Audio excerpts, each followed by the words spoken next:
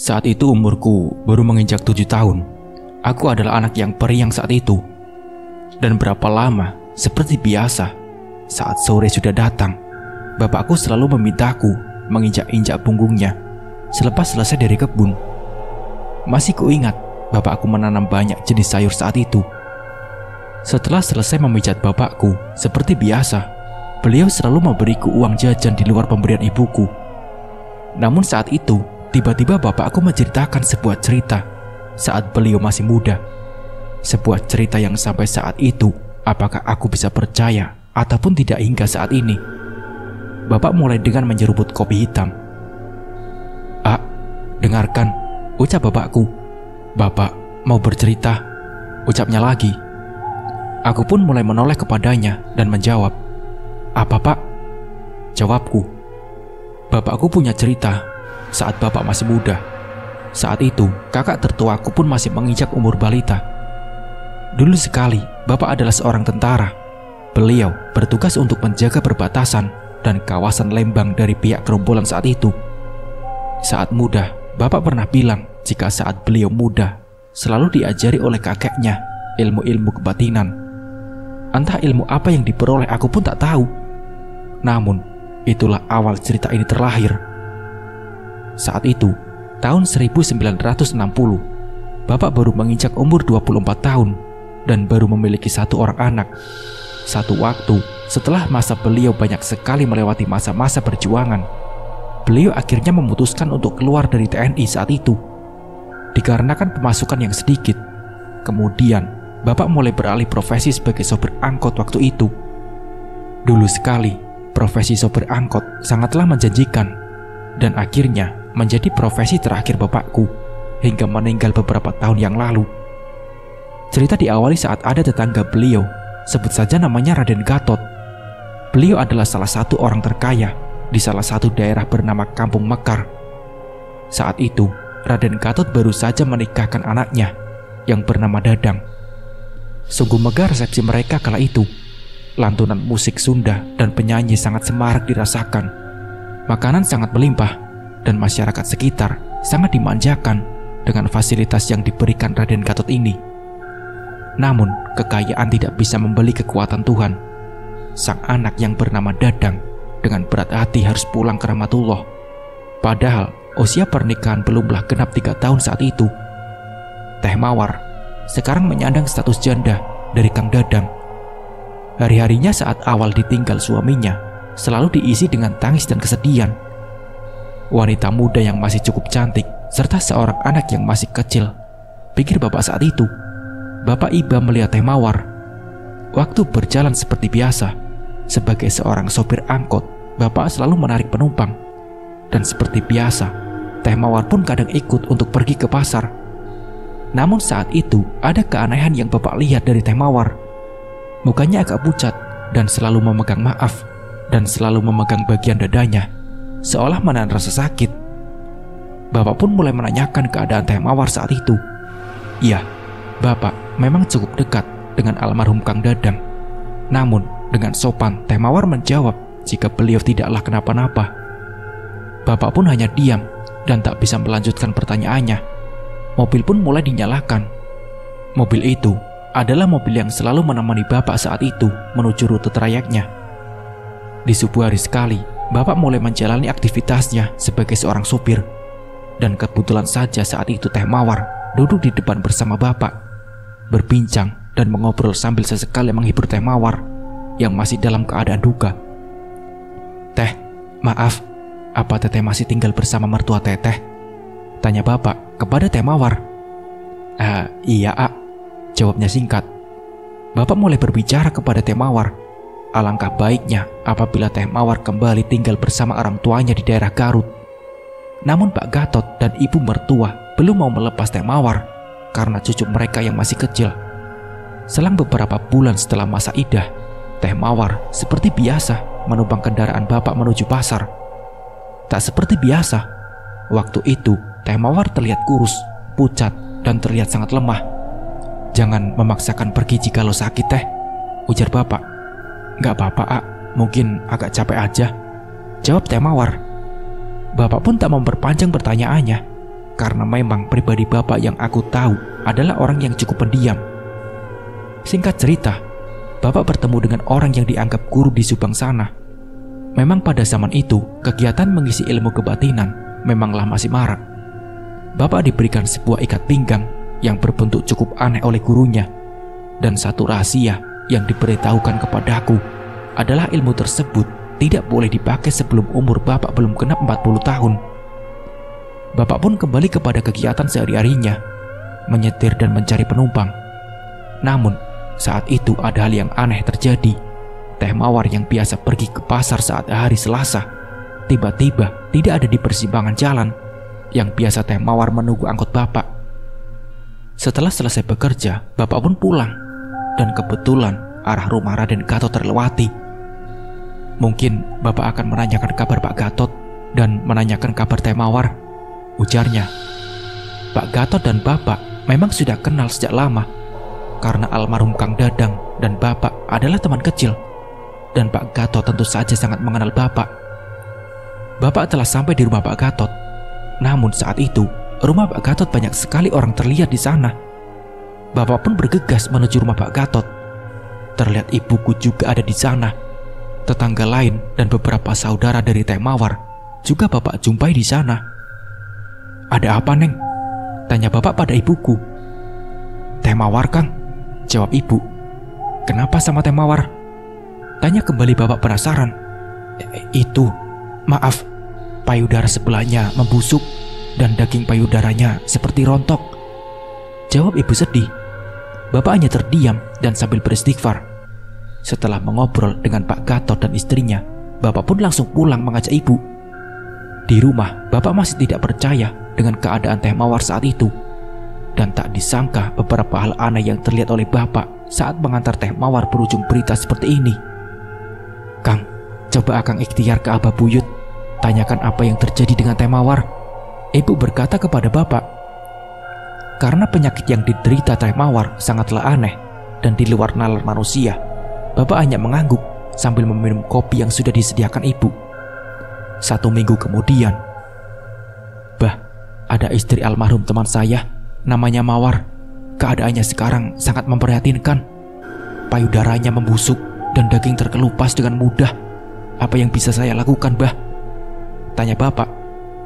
Abah Buyut terdiam dan memandang bapak sejenak, lalu berkata, "Kamu boleh menolongnya, namun sesuatu darimu akan pergi dan menghilang," jawab Abah. Bapak pun hanya terdiam saja, berpikir dengan ucapan tersebut. Bapak pun tak melanjutkan kembali ucapannya, karena memang sikap dan watak Abah yang selalu berbicara dengan ucapan makna Abah.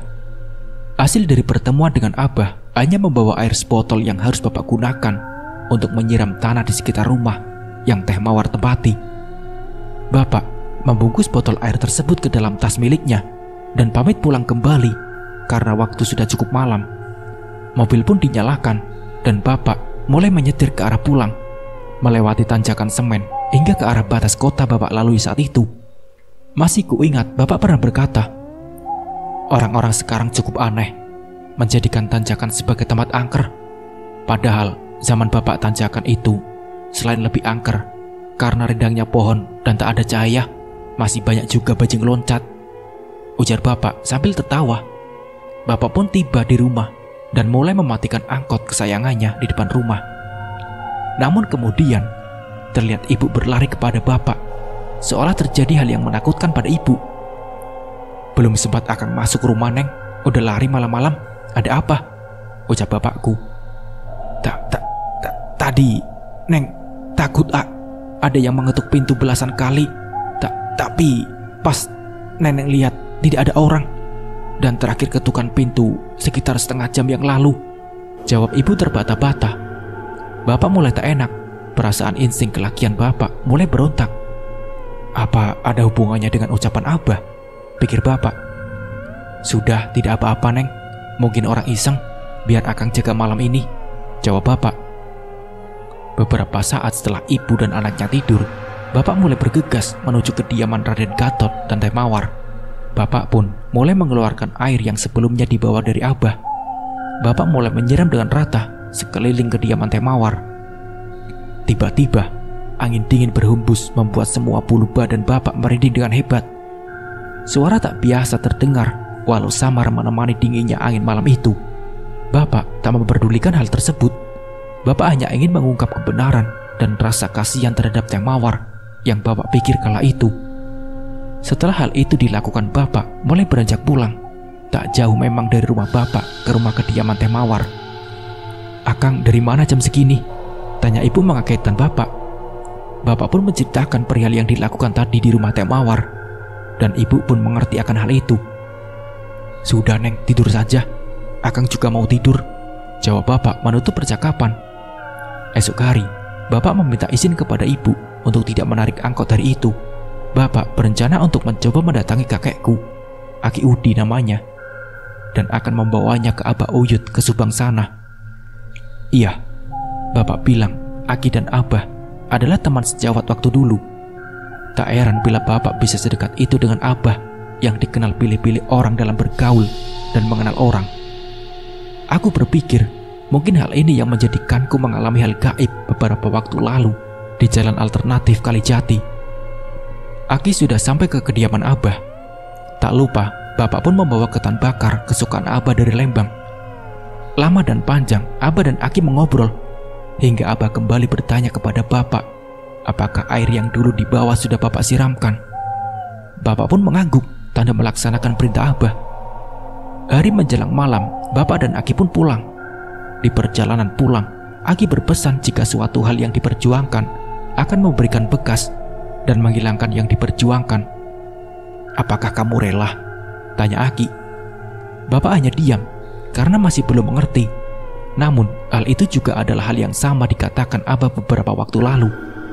Bapak hanya menjawab suatu hal yang berharga belum tentu yang terbaik bagi bapak. Aki tersenyum mendengar hal itu. Setelah bapak mengantar Aki pulang, bapak pun bergegas pulang. Di sana, kakak tertuaku yang masih kecil menyambut bapak. Bapak pun mengajak ibu mengobrol dengan serius setelah kedatangannya. "Emang tidak apa-apa kalau Akang melakukan itu?" jawab ibu kaget. Bapak pun terdiam sejenak atas jawaban ibu. "Iya," bapak menjawab singkat. Ibu hanya terdiam atas semua keputusan bapak itu. Bapak dan beberapa tetangga mendatangi rumah Pak Gatot dan Teh Mawar untuk melihat keadaan Teh Mawar. Di rumah Teh Mawar, bapak melihatnya dan terkejut. Tubuh kurus, mata sayup, dan kulit pucat sangat terlihat di mata bapak kala itu. Tak seperti Teh Mawar yang bapak kenal selama ini. Terlihat pula bercak darah di bagian baju kebaya Teh Mawar, mungkin akibat luka yang dideritanya.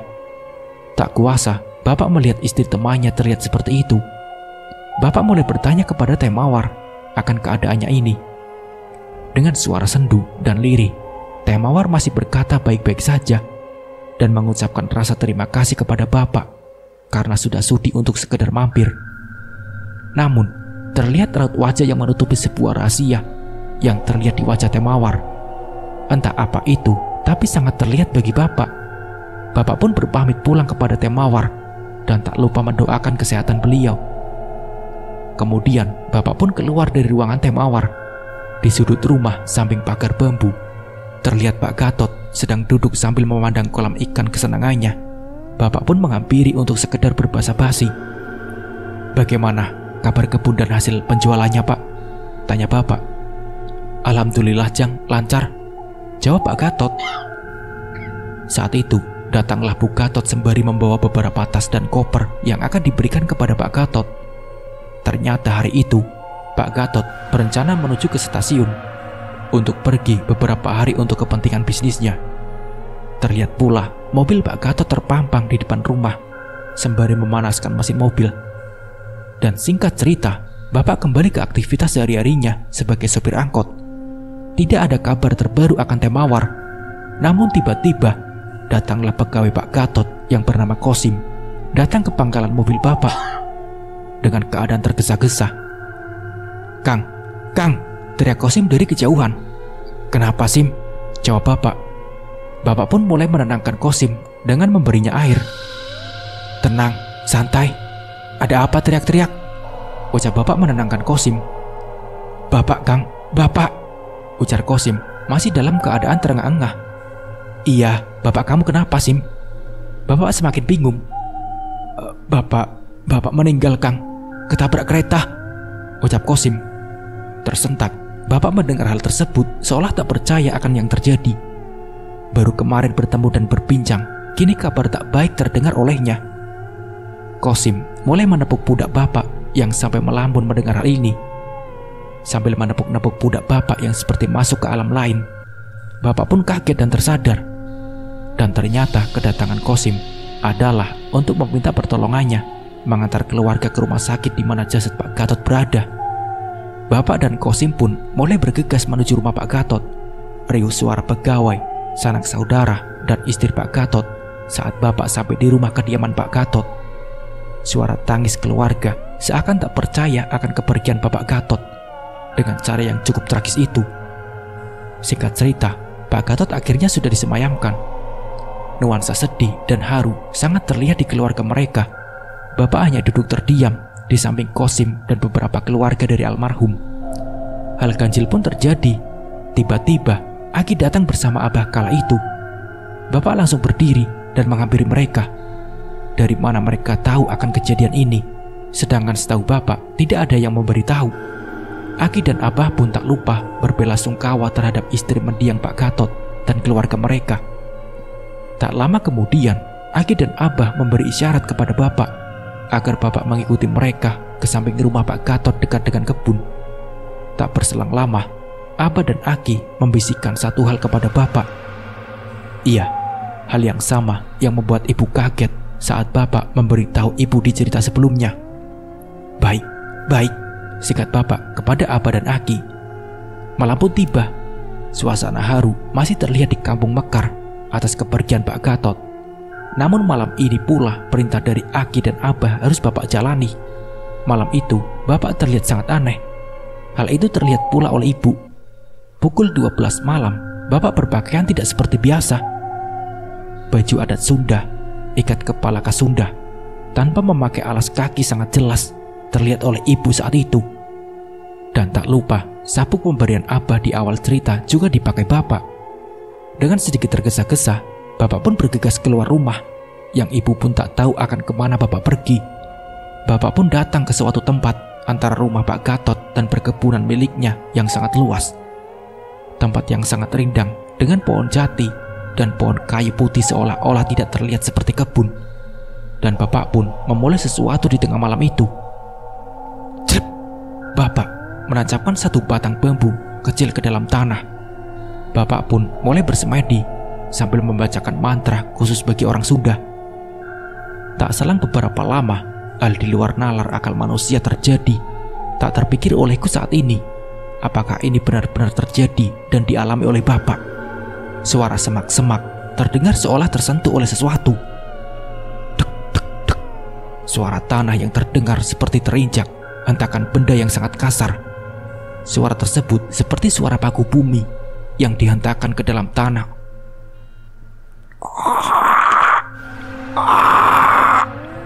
Suara yang berat sangat jelas terdengar oleh Bapak. Bapak pun mulai membuka mata, dan Bapak cukup tercengang melihat apa yang dilihatnya.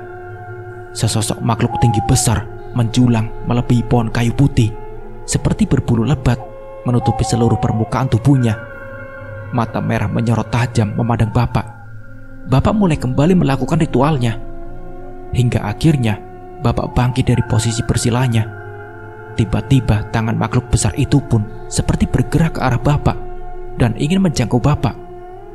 Dengan sigap, Bapak menahan tangan makhluk itu hingga tak bergerak. Banyak hal terjadi waktu itu. Namun hingga singkat cerita, makhluk itu berhasil Bapak taklukkan. Bapak masukkan ke dalam ubul-ubul, semacam kendi berukuran sangat kecil. Dan setelah Bapak memasukkan makhluk itu, tidak lama Bapak kembali pulang ke rumah saat waktu hampir subuh. Keesokan harinya, Bapak membawa ubul-ubul itu ke rumah Abah. Tidak lupa, Bapak pun membawa Aki ke sana. Di dalam perjalanan, Aki meminta ubul-ubul itu. Sambil memejam mata, Aki seperti melakukan komunikasi dengan makhluk yang ada di dalamnya. Setelah sampai di rumah Abah, Bapak dan Aki pun seperti bisa berbincang mengenai hal yang Bapak lakukan tempo hari. Abah yang berpesan agar Bapak segera mengunjungi Teh Mawar dan memberinya air yang sudah disiapkan Abah di rumah tadi. Dan Abah pun meminta agar ubul-ubul itu segera dibuang ke arah Rancah, yang setauku kini menjadi tempat rekreasi dan resort yang mewah di daerahku. Singkat cerita, ubul-ubul sudah dibuang dan Bapak pun melanjutkan amanah Abah untuk segera menemui Teh Mawar. Bapak pun tiba di kediaman Teh Mawar didampingi Ibu Gatot. Masih terlihat keadaan Teh Mawar yang masih tertidur lemah. Maka Bapak pun meminta agar Teh Mawar disandarkan karena akan bertanya beberapa hal kepadanya. Ibu Gatot pun izin mengambil minuman. Dan saat Ibu Gatot ke dapur, Bapak mulai bertanya kepada Teh Mawar perihal apa yang sebenarnya Teh Mawar sembunyikan. Ini adalah pertanyaan yang diberikan Abah kepada Bapak guna disampaikan kepada Teh Mawar. Dengan suara sayup dan lemas, Teh Mawar berkata kepada Bapak, "Astagfirullah," ucap Bapak sangat kaget. Tak menyangka Bapak mendengar hal tersebut dari Teh Mawar. Bapak pun pamit pulang. Tak lama, Bu Gatot datang membawa air. Namun saat itu, Bapak izin untuk pulang setelah apa yang Bapak dengar dari Teh Mawar. Di perjalanan, Bapak merasa tak percaya hal semacam ini bisa terjadi di kampungnya. Tinggal satu hal yang harus Bapak lakukan saat ini, dan hal itu harus melibatkan Abah dan Aki, karena mungkin hal ini cukup berbahaya bagi Bapak. Tibalah Bapak di rumah Aki saat sore setelah pulang menarik angkot. Bapak pun mulai berbincang tentang apa yang dikatakan Teh Mawar beberapa waktu lalu. Aki pun terlihat cukup kaget atas apa yang Bapak sampaikan. Tak lama setelah berbincang, Bapak dan Aki mulai bersiap mendatangi rumah Abah. Di perjalanan, Bapak dan Aki berbincang mengenai hal ini. "Kalau memang benar itu terjadi, tega benar Pak Gatot," ucap Aki. Bapak hanya terdiam mendengar reaksi Aki. Di perjalanan menuju rumah Abah, Bapak dan Aki berbincang mengenai solusi yang akan diberikan Abah nanti. Singkat waktu, Bapak dan Aki pun tiba. Terlihat Abah sedang menyiapkan beberapa benda yang dibungkus ke dalam sebuah kain berwarna putih. "Bah, apa isi di dalam kain itu?" tanya Bapak penasaran. Abah hanya menjawab bahwa kain ini berisi beberapa benda yang harus Bapak gunakan nanti. Lalu Abah pun mulai membuka obrolan dengan dasar serius. Waktu itu, Bapak diberikan perintah untuk mendatangi sebuah tempat di mana ada mata air yang cukup tersembunyi. Bapak pernah menunjukkan lokasi mata air itu pada aku beberapa tahun yang lalu sebelum Bapak meninggal dunia 3 tahun silam. Namun setauku, kini tempat tersebut sudah ramai didatangi orang-orang. Abah pun mulai memberikan beberapa hal yang mesti dilakukan Bapak saat itu. Di samping Bapak ada pula Aki yang sangat serius mendengarkan. Bapak dan Aki kembali pulang. Aki berpesan kepada Bapak agar berhati-hati saat tiba di sana. Bapak pun mengangguk tanda setuju. Tiba di rumah, Bapak bertemu dengan Ibu. Terlihat wajah Ibu begitu khawatir karena Bapak akan melakukan suatu hal yang cukup berbahaya. Bapak hanya tersenyum dan berkata bahwa semuanya akan baik-baik saja. Tepat pukul 9 malam, Bapak mulai mengemas barang-barangnya yang dibutuhkan untuk datang ke tempat yang sudah Abah tunjuk. Tempat di mana semua kebenaran dari kehidupan Teh Mawar dan Pak Gatot akan terungkap. Selesai semua siap, Bapak mulai menyalakan mobil opletnya dan bergegas pergi ke tempat tersebut. Di perjalanan, Bapak hanya sendiri karena itu juga adalah syarat yang mesti dilakukan oleh Bapak. Di tengah perjalanan, sekilas Bapak melihat bayangan almarhum Pak Gatot yang seolah melarang Bapak untuk datang ke tempat sana. Namun, Bapak segera menyadarkan pikirannya dan tetap fokus menyetir. Terdapat beberapa hal mistis yang terjadi saat menuju tempat sana. Di antaranya, hawa dingin yang sangat luar biasa. Jelas seorang sopir seperti Bapak tahu betul situasi cuaca di perjalanan tersebut. Terdengar pula suara angin yang cukup kencang menerpa ranting-ranting pohon di sekitar jalan tersebut. Bapak telah sampai di tempat tujuan. Terlihat beberapa pohon besar menyambut Bapak. Semak belukar dan rumput-rumput tinggi seperti melambai mengajak Bapak masuk ke sana. Tepat pukul 11 malam, Bapak mulai memasuki area itu untuk mencari mata air yang disebutkan. Cukup lama Bapak berjalan, terdengar suara air yang cukup deras terdengar Bapak. Suasana angker sangat terasa. Sempat terpikir oleh Bapak untuk tidak melanjutkan pencariannya.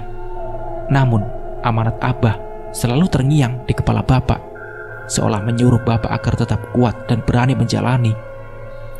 Beberapa semak belukar juga cukup menghalangi jalan Bapak. Sembari mengambil golok, Bapak mulai membersihkan area sekitar. Ternyata betul, mata air itu mulai terlihat. Ukurannya cukup besar dan terdapat genangan air yang membusuk. Dengan bismillah, Bapak mulai mengeluarkan kain putih yang sebelumnya Bapak bawa dari rumah Abah. Sesuai dengan perintah Abah, kain tersebut haruslah dilemparkan ke dalam mata air itu. Sabuk pemberian Abah pun tak lupa Bapak pakai. Selanjutnya, Bapak harus melakukan syarat kedua, yaitu Bapak mesti menenggelamkan dirinya ke dalam mata air itu. Bapak mulai membuka baju dan hanya memakai celana dan ikat pinggang saja. Rasa dingin sudah seperti mencapi kulit Bapak. Dengan hati yang bulat, Bapak mulai melakukan perintah kedua Bapak, mulai masuk ke dalam mata air tersebut. Setelah air mulai sampai ke dada Bapak, tak lama Bapak mulai menenggelamkan kepala ke dalam air tersebut. Suatu hal yang menakjubkan pun terjadi terhadap Bapak. Ini seolah bermimpi, namun sangat nyata terasa. Seolah alam mimpi dan kesadaran manusia menyatu menjadi satu.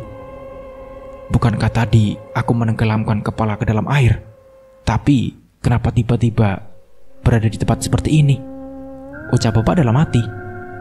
Sebuah tempat yang sangat berbeda, jauh dengan suasana di kehidupan manusia. Terlihat gerbang batu besar, meski berbentuk aneh, namun sangat indah dilihat mata.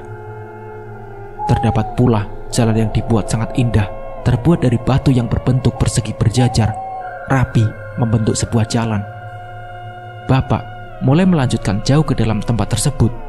Tak berselang lama, Bapak melihat sebuah gua yang sangat besar. Aneh, gua tersebut sangat jelas terlihat bagian dalamnya, walaupun tidak ada satupun cahaya yang menerangi. Tempat apa ini? Pikir Bapak.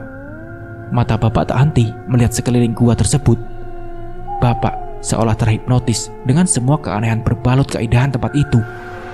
Tiba-tiba terdengar suara desis di belakang Bapak. Bapak membalikkan badan dan alangkah terkejutnya Bapak. Badan kaku tak bergerak, mata terus melotot melihat sosok makhluk yang kini di depannya. Sesosok ular besar kini tengah di hadapan Bapak. Jiwa Bapak mulai dirasuki rasa takut yang luar biasa. Hatinya tak kuasa menahan rasa gemetar melihat ular besar tersebut. Lalu mata Bapak melihat ke arah kepala ular tersebut. Terlihat oleh Bapak baju dalam wanita tersimpan di atas kepala ular itu. Jadi itu yang mengakibatkan penyakit temawar, ucap Bapak dalam hati. Rasa takut masih melanda Bapak, mulai membundurkan langkahnya. Hatinya mengajak untuk segera lari dari tempat tersebut. Setelah dirasa ada waktu, Bapak pun melakukan langkah 1000. Namun, hal tak terduga terjadi. Saat Bapak berlari, seperti ditarik oleh seseorang seolah-olah Bapak tidak boleh meninggalkan tempat itu. Teringat akan ucapan Abah sebelum pergi, bahwa saat itu Bapak tidaklah boleh pergi dan harus menghadapi apa yang terjadi. Satu kata di pikiran Bapak saat itu, yaitu pasrah. Sabuk pemberian Abah mulai dipasang erat. Bapak hanya bisa bersilah dan berdoa. Bapak hanya melakukan rasa pasrah saat itu. Lalu, kemudian Bapak seperti terbangun dari mimpi. Dan alangkah kagetnya karena saat itu Bapak tertidur di samping kolam mata air. Apa yang terjadi sebelumnya sungguh seperti nyata. Bapak mulai melihat ke sekitar. Waktu masih malam, dan Bapak pun melihat hal yang janggal kembali. Sebuah baju dalam wanita terlihat mengambang di atas kolam. Teringat kejadian sebelumnya, lalu Bapak mengambil baju dalam tersebut dan segera bergegas kembali pulang. Bapak pun pergi ke arah mobil yang diparkir di dekat bukit depan jalan raya. Melihat jam tangan dan waktu sudah menunjukkan hampir pukul 4 subuh. Tanpa banyak berpikir, lalu Bapak menyalakan mobil dan berlalu pulang. Di keesokan harinya, Bapak mendatangi Abah tanpa ditemani Aki yang sedang ada kesibukan. Abah hanya berkata bahwa semua sudahlah selesai dan Bapak boleh kembali pulang tanpa membicarakan hal yang lain. Saat itu, Bapak tiba di rumah saat waktu hampir maghrib. Lalu, Bapak mengistirahatkan badannya dan mulai menyeruput kopi yang dibuat ibu. Saat itu, ibu sedang mengaji Yasin. Iya, kebiasaan ibu setiap hari selalu bertawasul dan membaca Yasin. Kebiasaan yang tidak ditinggalkan sampai ibu meninggal 1 tahun lalu. Suara gedoran terdengar dari arah luar rumah. Saat itu waktu malam, mungkin sekitar pukul 9 malam. Ibu dan bapak terperanjat dan lari keluar rumah untuk memastikan apa yang terjadi. Astagfirullahaladzim, bapak dan ibu terkejut. Terlihat jelas di mata bapak dan ibu, bola api melayang dan beberapa kali menabrakkan diri ke atap rumah kayu bapak. Dan tak berselang lama, bola api itu pun pergi menghilang. Ibu terus beristighfar kala itu, dan bapak menyadari bahwa inilah perjuangan bapak yang hilang. Iya, bola api tersebut adalah sosok dari sabuk yang diberikan Abah.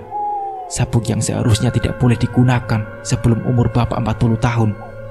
Sabuk yang bapak perjuangkan untuk mendapatkannya. Sabuk yang dimana tujuannya adalah soal kedikjayaan.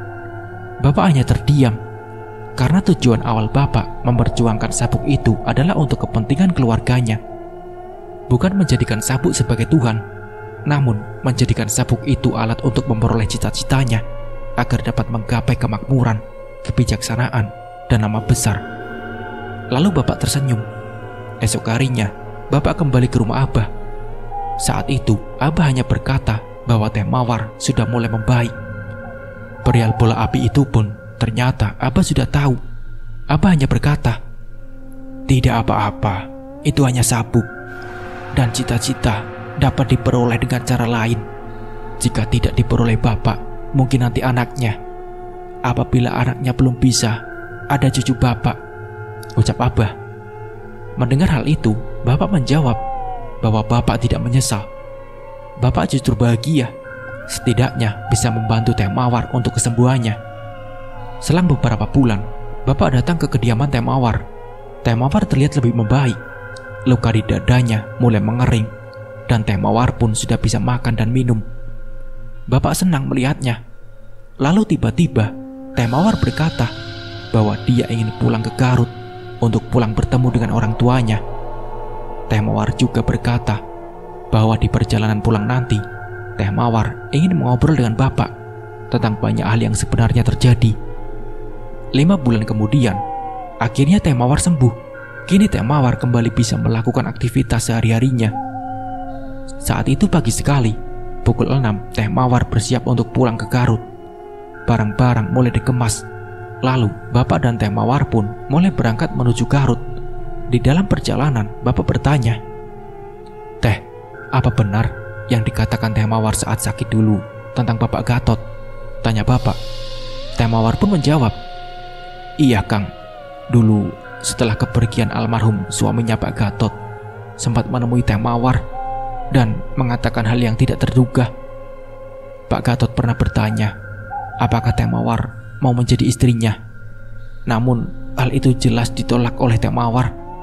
Pak Gatot kala itu beberapa kali menyatakan perasaannya di belakang ibu. Hingga akhirnya Pak Gatot sempat marah dan berkata jika tetap dalam pendiriannya, maka akan dibuat sakit, atau kata lain mungkin disantet, tambah teh mawar."